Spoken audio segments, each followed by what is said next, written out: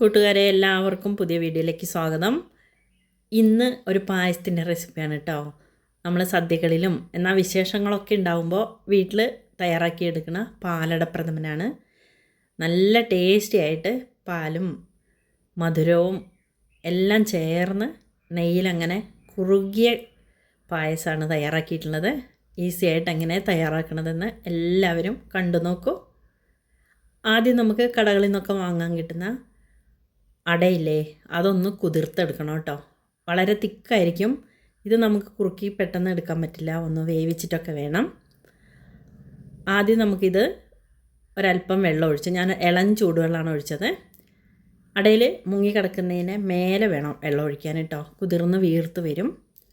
ഒന്ന് ഇളക്കി കൊടുക്കാം. എന്താണെന്ന് വെച്ചാൽ ഈ കനം കുറഞ്ഞ പീസസ് അല്ലേ ഈ അട, ഇത് ഒട്ടി പിടിക്കരുത്. നന്നായി കുതിർന്ന് വെള്ളം കുടിച്ച് കുതിർന്ന് വരണം, അതിന് വേണ്ടിയിട്ടാണ്. എന്നിട്ടൊന്ന് ഇളക്കിയതിന് ശേഷം ഒരു 15 മിനിറ്റോളം നമുക്കിതൊന്ന് അടച്ച് വയ്ക്കാം കേട്ടോ. നല്ല ചൂടുവെള്ളത്തിലായതുകൊണ്ട് തന്നെ പെട്ടെന്ന് നമുക്ക് കുതിർത്തെടുക്കാൻ പറ്റും. ഒന്ന് അടച്ച് വെച്ച് ഒരു 15 മിനിറ്റ് കഴിഞ്ഞാൽ, 20 മിനിറ്റ് ആയാലും അരമണിക്കൂറായാലും കുഴപ്പമില്ല, നന്നായിട്ടൊന്ന് കുതിർന്ന് വരും. ഇതൊന്ന് 2 പ്രാവശ്യം കഴുകിയിട്ട് ഒന്ന് ഡ്രെയിൻ ചെയ്ത് വെച്ചതാണ്. ആ കൊഴുപ്പൊക്കെ ഒന്ന് പോവട്ടെ കേട്ടോ. ഇനി നമുക്ക് പായസം തയ്യാറാക്കാം. അതിനായിട്ട് ഒരു കടായി അടുപ്പത്ത് വെച്ചു. ഉരുളിയിലൊക്കെ ചെയ്താൽ സൂപ്പറാണ് കേട്ടോ. നമ്മളിപ്പോൾ ഗ്യാസിലൊക്കെ ചെയ്യുമ്പം എളുപ്പത്തിന് ഇതേപോലെ കനം കുറഞ്ഞ പാത്രങ്ങളൊക്കെ അല്ലേ ഉപയോഗിക്കാറ്. അതിലേക്ക് നമുക്ക് പാലൊഴിച്ചു കൊടുക്കണം. ഞാനിവിടെ പാക്കറ്റ് പാൽ തന്നെയാണ് കേട്ടോ ഉപയോഗിക്കുന്നത്. തേങ്ങാപ്പാലിലൊക്കെ ചെയ്യാം. ഇത് എളുപ്പത്തിന് പാലട പ്രഥമൻ നമുക്ക് ഇതേപോലെ ചെയ്തെടുക്കാം. ഏകദേശം 1 ലിറ്റർ പാൽ, 2 പാക്കറ്റ് പാലാണ് ചേർത്ത് കൊടുക്കുന്നത്.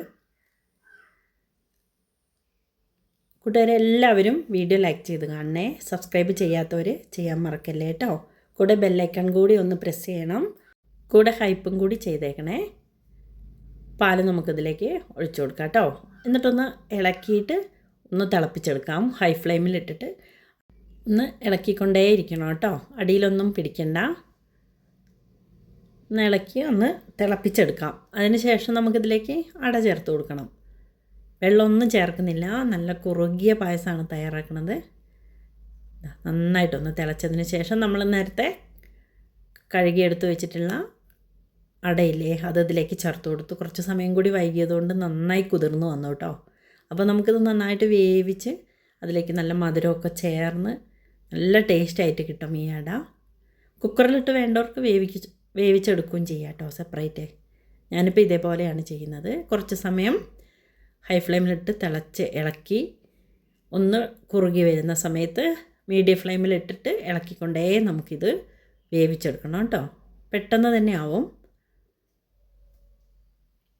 ഒന്ന് കുറുകി വെന്ത് വരാനാവുമ്പോൾ നമുക്കിതിലേക്ക് മിൽക്ക് മെയ്ഡ് ചേർത്ത് കൊടുക്കാം.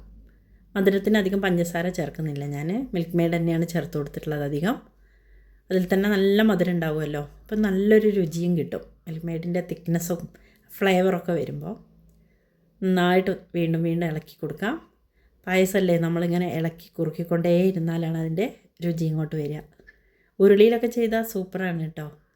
ഞാനിപ്പോൾ ഇവിടെ കുറച്ച് ഇതേപോലെ ഒരു കടായിലാണ് ചെയ്യുന്നത്. നന്നായിട്ട് വെന്ത് ട്രാൻസ്പെറൻ്റ് ആയിട്ട് വന്നിട്ടുണ്ട് കേട്ടോ. കണ്ടില്ലേ, അതിലേക്ക് മിൽക്ക് മെയ്ഡൊക്കെ പിടിച്ച് വരുന്നുണ്ട്. ഇനി നമുക്ക് ഇതിലേക്ക് കുറച്ച് ഏലക്ക പൊടിച്ച് ചേർത്ത് കൊടുക്കാം. ഞാനിപ്പോൾ തന്നെ ചേർത്തു, അവസാനം വേണമെങ്കിലും ചേർക്കാം. ഇത് നല്ല ഫ്ലേവറൊക്കെ കിട്ടട്ടെ എന്ന് വിചാരിച്ചിട്ടാണ് കേട്ടോ. നന്നായിട്ടൊന്ന് ഇളക്കി കൊടുത്തുകൊണ്ടിരിക്കുകയാണേ. ഒരല്പം മധുരം കുറവുണ്ടായിരുന്നു. ഒരു 2 സ്പൂൺ മധുരം ഞാൻ പഞ്ചസാര അതിലേക്ക് ചേർത്തു കേട്ടോ. ബാക്കിയൊക്കെ മിൽക്ക് മെയ്ഡിൻ്റെ മധുരം തന്നെ ആ അടയിലേക്ക് പിടിച്ച് വന്നിട്ടുണ്ട്. ഒക്കെ അവരവരെ ഇഷ്ടം പോലെ ചെയ്യാം കേട്ടോ. കുറുക്കിക്കൊണ്ടേ ഇരിക്കണം. ഞാൻ കട്ട് ചെയ്തിടുന്നതാണ്, കുറേ സമയം എടുക്കും കേട്ടോ. എന്നാലാണ് ആ പായസത്തിൻ്റെ രുചി കിട്ടുക. ഈ സമയം നമുക്കൊരു പാനിൽ നെയ്യ് ഒഴിച്ച് കാഷ്യൂനട്ടും റൈസിൻസൊക്കെ വറുത്തെടുക്കണം. അതൊക്കെ അവരവരെ ഇഷ്ടം പോലെ ചെയ്യാം, കൂടുതലോ കുറവോ ഒക്കെ. നന്നായിട്ടൊന്ന് വെന്ത് കുറുകി വരുന്ന സമയത്ത് കണ്ടോ, കുറുകി വരുന്ന അല്പം തണുത്തും കൂടി കഴിയുമ്പോൾ നമുക്കിത് നന്നായി കുറുകി കിട്ടും. കുറച്ച് നെയ്യൊക്കെ വേണമെങ്കിൽ ഒഴിക്കാം കേട്ടോ. ഈ സമയം ഞാനിത് വറുത്ത് വെച്ച നെയ്യോട് കൂടിയിട്ടാണ് ഈ കാഷ്യൂനട്ടും റൈസിൻസും ഇതിലേക്ക് ചേർത്ത് കൊടുക്കുന്നത്. സിമ്മിലിട്ടിട്ടാണ് കേട്ടോ. അടയിൽ പിടിക്കണ്ട, അടയല്ലേ, കട്ടയായിട്ട് വരും പെട്ടെന്ന്. ഇങ്ങനെ കുറുക്കിയെടുത്താൽ മതി. സൂപ്പറാണ് കേട്ടോ. എല്ലാവരും ഉണ്ടാക്കി നോക്കൂ.